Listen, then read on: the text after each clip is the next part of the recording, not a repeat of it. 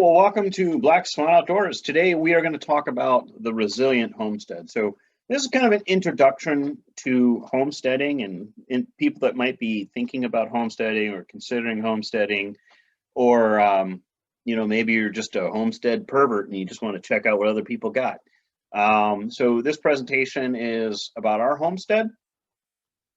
So if you're not familiar with Black Swan Outdoors, we are a blog.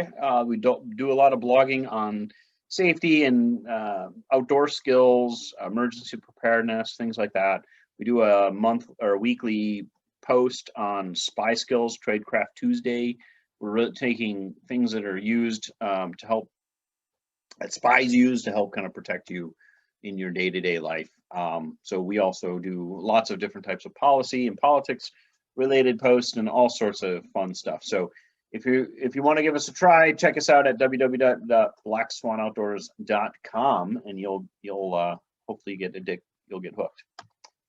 So we're going to take a look at my homestead, what we have and kind of set up in our homestead, and kind of all the things that we have going on. So aside from a full-time job, and sometimes blogging feels like a full-time job, we also have 15-acre homestead property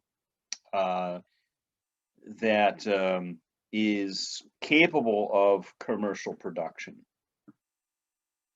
Our land is got a lot of different plots that were in production when we were commercial growers, or no longer commercial growers. But I think one of the things that makes a homestead is the ability to be self-sufficient, meaning that you have to have some kind of craft or product that comes off of your land. So that means, you make baskets or knives, or you're a grower, produce, or you're canning with value-added products or something. I think that's really kind of what comes down to the definition of what a homesteader is, in my opinion, is they have some capacity to be self-sufficient economically, that they use their land or their skills to be, as self-sufficient as one can try to be. So for us, our homestead is the center of our homestead is the garden and what we grow. We grow in-ground growing, in traditional beds, in high tunnel as well as outside. We have raised beds, and then we have container garden, or containers that we grow in, as well as these alternatives. So I'm just going to show you some of the stuff that we've got going on. And sometimes people might think about, urban homesteading, or home, in an apartment or small area or small apartment. All this is possible. You don't have to, like us, live out in the middle of nowhere to do this and have this lifestyle. And so I think sometimes living in the city is a little bit more, there's some advantages to that. Certainly we have the advantage of land. These beds are special beds. These are actually in 2020 was the first year in production. This was an old bed that we used for commercial production. We had, when we stopped growing professionally, this entire bed turned into basically grass. Then we decided that we wanted to kind of mess around with double digging. And so we reestablished this bed. We established 4 rows of double dug beds that I believe are 25 feet long each. So we can put 3 different rows if we want, or 2 different rows of vegetables in each one of these beds. To the far left, there's containers that we grow potatoes in. So we used to do potatoes in traditional style in the ground, and you get a high yield. We've tried tater tires, where you're stacking tires. We didn't like the idea of the potatoes and the chemicals of the rubber and the tires and all that. So this is an alternative. The tater tires we basically plant potatoes in the white tubs. The white still allows protection from the wind and bring enough light that they grow. As they grow, we add more soil, and so you have more and more potatoes. And so you have an equal amount of potato production in this method that you would as you would in ground if done appropriately. So you just have to manage watering and nutrients appropriately. The double dig beds, however, are dug 1 foot deep and about, I think it's 32 inches wide. I'd have to look. So you replace the soil as you're digging. So you start on one side of the bed, and then you work your way back, moving that soil. And it's super loose. It's super it's non-compact, and you can actually get in there with a broad fork. We don't have to till this, so we till it once, and then we don't have to till it again. So we have a really great drainage and root system, a deep root system, and we can easily add compost and nutrients to this. So it's a really effective and highly productive way to intensively grow.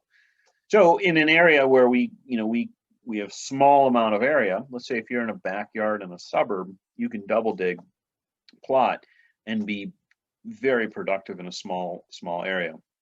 The other advantage in using double digs in a city in particular is that when a home is being built, they take away all the topsoil, and what's left is essentially clay, and they give you poor quality topsoil put back onto your yard where they plant your grass. And so a lot of times people put in gardens in their backyard and they're not as productive, and they're wondering why, and it's because you just don't have the nutrients or the topsoil that you used to have. So when you double dig, you can change the profile of the soil as you're digging, and incorporating higher quality soil in kind of strategic locations instead of trying to deal with like a 50 by 50 plot. You're dealing with kind of a smaller area. You don't have to worry about those essentially the aisles and the extraneous stuff. So you kind of really focus in on a smaller area. So it's really functional, really great. We enjoy it. So you can see we have drip tape down on these. So I have a drip, 2 lines of drip tape on each bed, which I think is sufficient. And then we have a kind of a flow and backflow preventer and reducer, as well as a filter and pressure gauges, so we can get an eye of, making sure that everything's being watered appropriately. This is a plot here is 50 by 50, I believe, and that is a Three Sisters bed. So we plant corn. The corn acts as a stalk for beans, and then we plant squash, which acts as kind of a ground cover, so you don't have to worry about weeding it. And so this is a very old and ancient way of growing. The indigenous people of North America had grown this way. So it's very grown, 3 plants grown symbiotically. It's very effective, and we can get a lot of food off of this production, especially food that you put back, like corn and pumpkins and beans. So it's a very high, fun and exciting way and simple way to grow a very effective garden. So this bed here was originally going to be a medicinal herb bed, but we ended up with establishing sunchokes with this. Sunchokes or Jerusalem artichokes, I believe, is the other name that people call them. It's basically a tuber system. These plants kind of sprawl out, and you can buy a few tubers and then essentially replant them, cut them even, and get a lot of carbohydrates out of there. They don't taste that great, in my opinion, but as far as like a survival food or kind of additional food, they're very productive, very they don't require a lot of maintenance or watering, nutrients, that kind of stuff. So as long as they've got pretty decent soil, they do pretty well. So eventually we're going to take these sunchokes and we'll relocate them and put them in another location on the farm, and kind of use that bed for medicinal plants. But for right now, we're just kind of using it as for the sunchokes. Behind that, here's the sunchokes growing. This is before they've flowered at the end of the year. And again, you could just harvest. You don't have to harvest all of the choke, all the tubers. You just harvest what you want, and then you leave the rest, and then they regrow next year as a perennial. So it's a really kind of cool setup. This is just one of our raised beds in here. Raised bed growing gives you a lot of different advantages. This area that we put these raised beds in was our yard area that we wanted to grow in. But this was close to the house, so we can grow things that you might need that's closer to the kitchen. So you could just run out from the kitchen and get the herbs or get, lettuce, things like that you might want to pick fresh. So we've done some medicinal herbs. These are comfrey, which is a great medicinal herb for like cuts and things like that. This is Russian comfrey. It grows quite big, yeah, it's a lot of fun. Glad we put that in. This is a strawberry bed, so we have ever bearing strawberries. These are June bearing strawberries, so we can harvest. We plant these for a roadside stand primarily, but we enjoy the strawberries. These are the tater tires we talked about, or the tater tires, if you want to call it that, or container growing taters. This is a really kind of fun raised bed. This is great for apartment growers or people with limited land, or if you're living in an area where there's not a lot of water. It's called an earth box, and basically it's a wicking box or wicking irrigation box. So that tube there is for filling water, the reservoir at the bottom. You fill that reservoir occasionally, and then you don't have to worry about watering the plants. The media in there is actually wicking, and it brings moisture up from that reservoir up to the plants. And so if you were going to keep this outside, you would cover the plants with soil, cover the soil, so there's no weeds, and there's no need to water those plants other than just making sure that that reservoir is filled. This is a device called Paul Potato that we've been kind of experimenting with. We tried small fingerling potatoes. It works really well for that.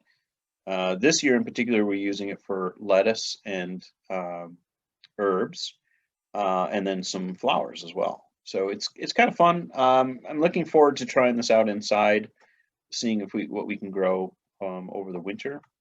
But it's a great little planter for tight places and tight, because it maximizes vertical space. So if you're growing just on a deck or something, this would be a lot of fun, a lot of neat stuff. And then on the other side is root pouches. These are made out of recycled pop bottles. It's very breathable. So when the roots grow in these things, they actually air prune. So it makes for very, very healthy plants and containers. You need to have the right kind of soil mixture in there for as most container growing goes. But once you've got the right, soil mixture for the plants, you can grow quite a bit. Medicinal and regular herb or culinary herbs, medicinal herbs, all sorts of types of vegetables, and these come in many different sizes. So from very small, half gallon to 40 gallon to 400 gallons. This is another wicking container. It's basically just a 55-gallon drum with pockets put into them. You just heat the plastic up and put a beer bottle in there and make a pocket. This particular bed, you basically are going to, the way that it works is it's a wicking media in there. You fill it with water, and then what I do, fill the bottom with water, and then the soil wicks that moisture up. And then the pipe, you can actually put redworm wigglers in, which are small composting worms. So you could just put compost down the pipe, put the cap on, and then those worms are actually producing nutrients for you as well. So there's a little spigot at the bottom that you can catch the worm wee from in that reservoir. So then you can reapply that then onto the plants or onto other plants. This is another wicking bed as well. So we have two of them, one for strawberries and one for greens. One is primarily a wicking bed. The other one is primarily a composting that we use for composting. And then this is, it's kind of hard to see in this picture, but this is an aquaponic system. So we're actually, there's fish in this tank. And so we were using catfish right now, or bluegill, trout, tilapia. And basically the water is cleaned by using plants and bacteria. So this is another symbiotic relationship. So the fish poo, the water full of ammonia and fish poo is pumped up, given to the plants. The plants use that. And while they're doing that, they clean the water. The water goes back to the fish clean. So it works really well.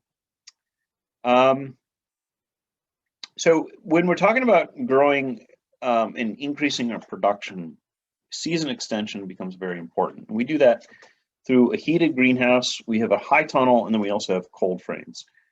So our heated greenhouse is heated by wood heat with our wood stove, and also a propane stove for backup. And then we also have used electric heater in here as well when we didn't have the propane working. So we can get a jump on our seed starting in this greenhouse. It has automatic watering. It has automatic fans that are set on thermostats.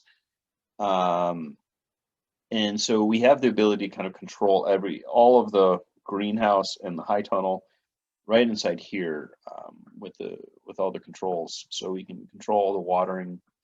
And then it also has, these are some of our starts. We also have an injector, which is hard to see, and a barrel on the outside where we can put compost tea or fertilizer if we need to fertilize anything that's being used or being irrigated. So those are our starts again. This is our high tunnel. It's a type of greenhouse, essentially, that's used for season extension. So when we grow in here, for example, with tomatoes, we're harvesting tomatoes through Thanksgiving. And we can essentially grow year round if we wanted to. We can switch that over to leeks and spinach and kale and things like that in the winter if we needed to.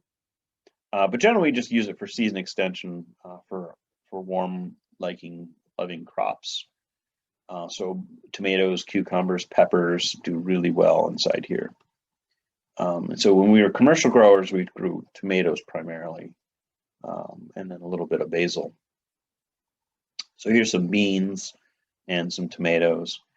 And then when we're talking about season extension, we can get our plants in them very, very early, and then we can cover those plants with row cover to protect it from frost. We can also cover them from insect damage and all. So we can basically kind of control the environment in which these plants are growing to get a higher yield. Here's some kind of cold frame style greenhouses. These are basically like little plastic tunnels that you can throw over. So again, we have the irrigate from above on there, and then we have plastic and shade capability, so we can shade, like say if we're growing lettuce in there, keep that lettuce from bolting in the heat.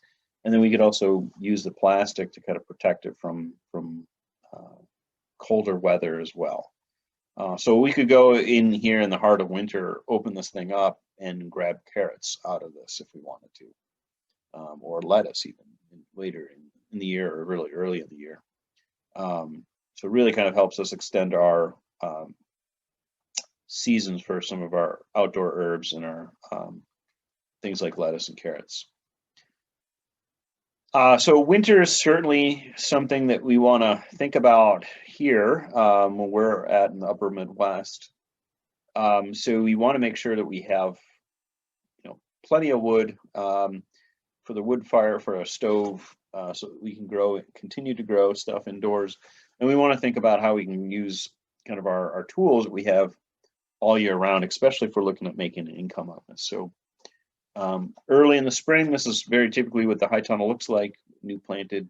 We use plastic mulch to keep weeding down and that heats the soil up so we can get our transplants in very, very early as well. And then it also helps kind of mitigate diseases and things like that nature too.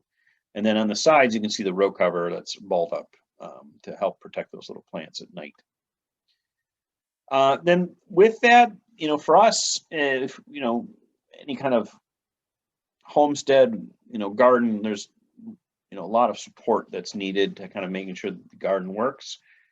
So seeds becomes really important. So we're looking at using primarily our heirloom seeds so that you can save those seeds and reuse them.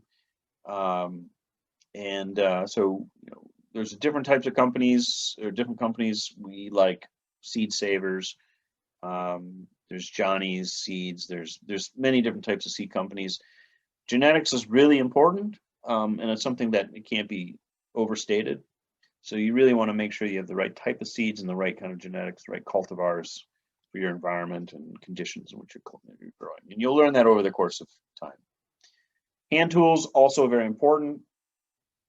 We like to keep hand tools as a minimum, to be honest. But there's some tools you just need to have out, like hoes and rakes and shovels and spades and wheelbarrows and all sorts of stuff that's going to take some physical labor. So it's a very physical job or hobby. Composting becomes also really important. You have to be able to replenish the nutrients in your soil. One of the best composting systems, quickest using, is a three bin system, where you can turn over and create basically 3 cubic feet of compost out of one system in just several months. So essentially, we can replenish what we need in our high tunnel over the course of some time. So this is just one. This is hot composting. We can also use vermiculture. So this is what we keep. This vermiculture. This is just full of redworm wigglers, and it gives us the ability to make some high quality potting soil. We use mainly for seed starts and flowers and things like that we're going to have indoors that are potted. But it actually adds some benefit. We can actually get some worm wee off that as well. And then we can compost food scraps with it. So here is kind of inside the high tunnel. You can see that we use plastic. We talked about that already. And there's some irrigation. As you can see, we run irrigation underground for both the raised beds and the high tunnel. And everything is controlled in one spot. So here's one of the spots in the high tunnel where irrigation comes up. So it comes through that black filter first. It's a 120 micron filter. And then it goes through that pressure gauge to tell us what kind of pressure we're looking at. And then it's reduced, that pressure. And then so we can see what the reduced pressure is like. And that was going to help our performance and our drip tape by reducing that pressure. So then it goes there from the underground line then to a manifold line, and in each one of the drip tapes that's connected to that manifold line can be controlled, so I can turn it on and off as needed manually. So water surface is really important. We talked about how to get water to the plants, but we need the actual water. Here we have surface water, we have springs, we have our well, and we can capture. So we have a manual hand pump over a shallow well, and we can manually pump water out. It's not very efficient for growing, but if we needed water in an emergency, we can do that. We can also rely on our spring water that we have on the property. So this is just this is our most productive spring. And then we have a water catchment system. So it's a 350 gallon reservoir that collects water off the roof of our greenhouse. And then we have a pump on the inside of the greenhouse that can actually then use that water for irrigation or fertigation with adding compost tea. So we can, if we didn't have electricity, we could still run that pump with our generator easily and still irrigate all of our land or all of our beds. Once you've collected all your food, then we need some kind of means for food preservation. I kind of separate into 3 different areas. Long-term food that you're going to put back, kind of your covered food and your emergency food. So this is basically, this would be like what an average harvest, tomato harvest would look like every 4 to 5 days out of the high tunnel. So with this, we were able to, when we stopped growing professionally, we were able to donate food to domestic violence shelter. And so we could give them peppers, lettuce, tomatoes, and all sorts of stuff. This is some, dried food. We have the means to preserve food by canning and drying, solar dryer, dehydrator, and electric dehydrator. And then our kind of workhorse for food preservation is our chest freezer. So we'll generally get either a half to a quarter steer a year, and then kind of freeze a lot of the vegetables that we have as well, and then any venison that we get from hunting. When we're talking about putting back food, they have the ability to process that food. So freezing, root cellaring, canning, dehydrating are all tactics used in homesteading to protect your food. This is our solar dehydrator. So we just set this out in the sun and it dehydrates things like tomatoes, peppers, herbs. We can make tea, all sorts of stuff. We don't generally do anything meat with this. It's not terribly food safe, but it works really, really effective, and it increases our ability to dry foods. So that's what peppers look like after they're dried. We do have a root cellar. That root cellar is great for things like our pumpkins, carrots, apples, and other food that we have that we want to keep. If we want to keep things like lettuce or stuff cooler before it goes to market, we can put it in the root cellar and then cool it in coolers. But yeah, so all of our food can go in there, and then we can also keep water cool inside there, and it's a nice kind of place to escape the summer heat as well. So our root cellar the temperature is managed by kind of a ventilation system. So air comes in from comes out, I'm sorry, from the hole on the left, and it comes in on the hole on the right. So what it's doing is it's actually bringing that warmer air down into the bottom. So we can use this to regulate the moisture and airflow inside the root cellar. And so we have a little piece of plastic inside there that it can kind of use as a damper to control that airflow. So yeah, it makes it for a very easier. Otherwise, it would just get too humid inside there, especially when it's humid outside, which isn't good for food storage. So we water bath can and pressure can. We use the pressure canner quite a bit for all sorts of different stuff, and we use the water bath canner as well as larger pots. So I think it's really important to be able to have all the tools and ability to do the canning that you need. We can can hundreds of pounds of food very, very easily, very quickly, by having multiple canners going at the same time and having two sets of all the utensils and tools. So we have multiple people canning, and so this is the product of a single day of canning, doing salsas and tomato and jellies and all sorts of things. Many homesteads have livestock. We've had different types of livestock here, from beef cattle to hogs to bees, goats, rabbits, and chickens. I'm going to talk a little bit about the chickens, bees, goats, and rabbits, because I think these are probably, from my experience, kind of the biggest bang for the buck, so to speak. So chickens really are the workhorse of a farm, homestead. They can help prepare land. They help keep ticks down. They are great composters, and then they produce, of course, meat and eggs. So there's a lot of uses for chickens and a lot of functionality for chickens, and they don't actually require a lot of food, especially if you're giving them food scraps. So a little bit of chicken goes a long way. We generally buy more chickens than we need because we know that we might lose some to predation. But you know, having the capacity, this is like a brooder. We generally just keep the small chicks in the brooder, and then once they're big enough, put them in kind of the main part of the coop. But here's, yeah, some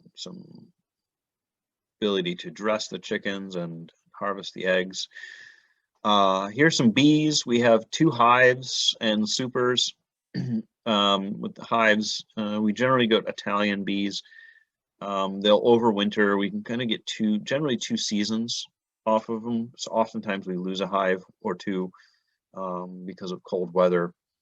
But we don't manage our hives for profitability. We keep the bees primarily as pollinators, and then keep the honey for ourselves. So we'll get enough honey that we can have multiple years of honey for use, and then we can also get enough, like say 9 or 10 gallons of honey that we can use to make mead with as well. So honey is always a welcomed thing on a homestead, I think, and I think that bees are not a lot of work for a lot of benefit. So here's just putting a new nuke in into the new hive into 1 year. So that's kind of what it looks like to transferring when you purchase bees, what it looks like when you get them. And then on the right, you can start seeing some cone being developed, and they get right at it. So here's the smoker, and then just checking on the bees periodically as part of the maintenance of the bees. And they're pretty chill. You don't actually really use a smoker that much, and I don't have to use a suit until the fall generally, when they start getting a little bit more territorial or aggressive around their food. So ducks are awesome and rabbits are awesome. Ducks really are great at, eating slugs and other parasites around your food stuff that they won't generally mess with, like chickens will with some of your garden vegetables. But for value added experience, if you're selling things, duck eggs are very rich and great for baking, so you can sell those a little bit more than chicken eggs, and they take about the same amount of care, really. These are Indian runner ducks, which are a lot of fun. And then rabbits are super easy, high protein. They produce a ton of meat. Just a small amount of rabbits can produce a lot of meat. So really, they don't require a lot of food. They do need to be caged. There's some work on people pasturing rabbits. But really, I think to get the kind of meat off them, you do need to keep them caged in a cage. So 1 buck and 3 does will get you going, or 2 does even get you going with enough meat to keep meat on the table. Goats are awesome, primarily for meat, but also for milk as well. We've always had a small herd, just enough milk to keep ourselves busy. We generally will butcher have some female goats. My mind's escaping me, and that we can milk from, and we take that milk and we use that for making cheese, to drinking the milk itself, making cheese, soap, and things like that. And then we'll generally slaughter their kids that are in and around 6 months, so that we also have meat as well. So we have meat and milk. And then you do obviously need to milk the goats manually, and they do take a little bit of care, but they're a lot of fun. I think that it's great even for, I don't know if I would recommend it in a suburban. I know some people have done it. It's certainly possible, but underrated and not very appreciated goat meat in America, I think. And it's one of the meat of most demand around the world other than America. These are logs that were inoculated with shiitake mushrooms. So that's something really nice to add to, to your lineup of food that production, being able to have mushrooms as well. And there's different strategies, different types of mushrooms, different inoculations, different types of harvests, and when they harvest, if it takes 2 years or 5 years. But mushrooms is a kind of another great kind of high value product that you can grow with not a lot of work, or a manageable amount of work, I should say. When we talk about emergencies, fire is, or I'm sorry, that's a bad slide, but fire is a really, really important part of a homestead. It produces energy for heat and cooking. And so we do a lot of outdoor cooking, which is great to do in the summer, especially when the house is hot. But also just grilling and just having the ability to kind of extend our kitchen outside has been a wonderful addition. In the winter, then having the ability to stand by the fireplace, and you can actually cook from that, and we can boil water off our stove, which we often do, and just sit by the fire and just enjoy it. So with fire requires tools to harvest and land and the trees, but you do need to have the tools and be able to do that. So that means chainsaws and fuel to cut the wood, and then a means like ATVs, trucks, things like that to actually move the wood, and then splitting it all down. We split by hand. We have rented a wood splitter to speed up the process a few times, but everything we do is by splitting maul and axe. And then I think it's also important for a homestead to have the ability to repair things. That means having a workshop, tools, sewing, and vehicle. So this is just a picture of my kind of main homestead toolbox. I can move this around and work on plumbing. I can work on electrical. I can work on all sorts of stuff very quickly, have kind of tools at hand. It's really important so you're not walking back and forth all the time to the shop. Here's a picture of the shop where we can store tools, have a workbench, do a lot of repairs, a lot of fix things, build things. And so I think having some kind of workshop is really important, and then having some power tools. So miter saw, table saw, drills, sanders, sawzall, things like that, band saw, vise, really important to have some of those things. An underrated skill, I think, is sewing for homesteading, not only for making clothing or repairing, but also making all sorts of different stuff. For my lock picking hobby, I've made a little organizer for my lock picks here with the sewing machine, but I've done other things, solar panels and all sorts of stuff that you can do with a sewing machine. And then what's really important, and I can't stress this enough, is having the right kind of vehicles on a property, especially if you've got some acreage. Having a pickup truck is very important. I wouldn't say vital. I got by for our first few years with a small SUV, and I still have a small SUV as well as the truck. You can do a lot with a trailer, but a truck really has a lot of adds a lot of value to the homestead. And then a small vehicle like an ATV again does as well.